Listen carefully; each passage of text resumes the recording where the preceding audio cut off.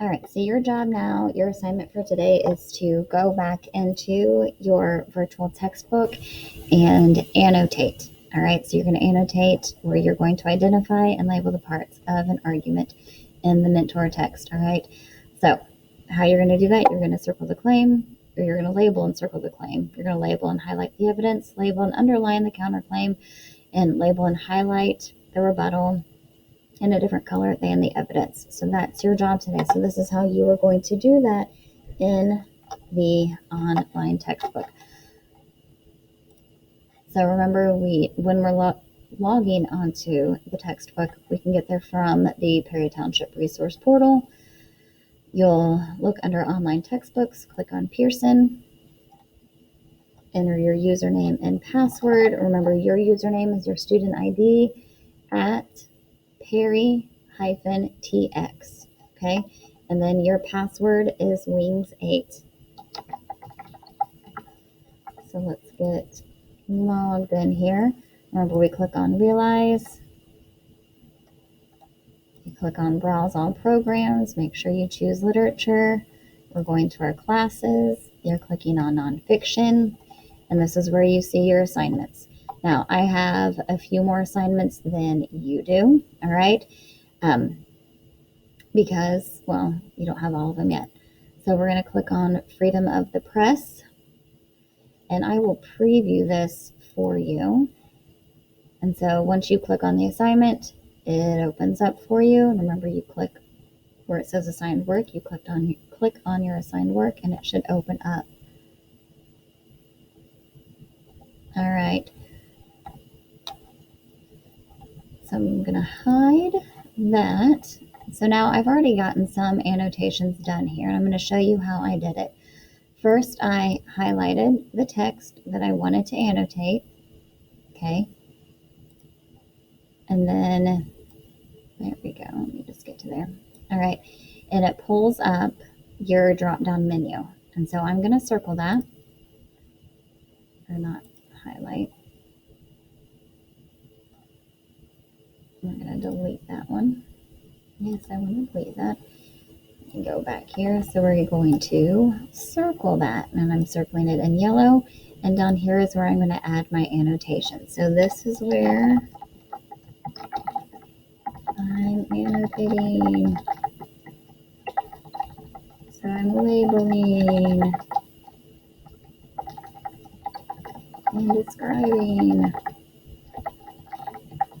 Okay. Once I'm done with that, I will save it, and it opens up. You'll see the triple stack. Now this is one I've done earlier.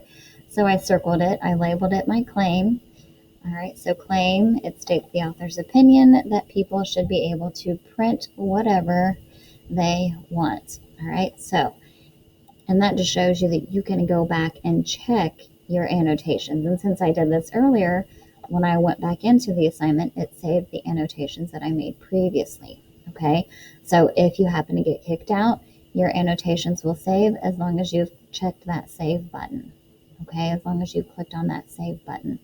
So that's how you were going to circle. Now say I want to get rid of the one that I just did. I can go in, click on it, and delete it. And say, yes, I want to delete it, and it takes it away. So if you did make a mistake, you've gone back and you're like, man, I didn't answer that correctly. You can go back and delete, okay? So let's look at the one I highlighted here.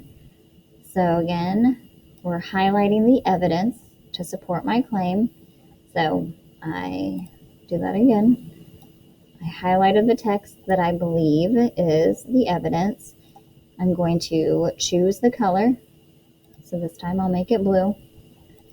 I'm going to type in that it's evidence.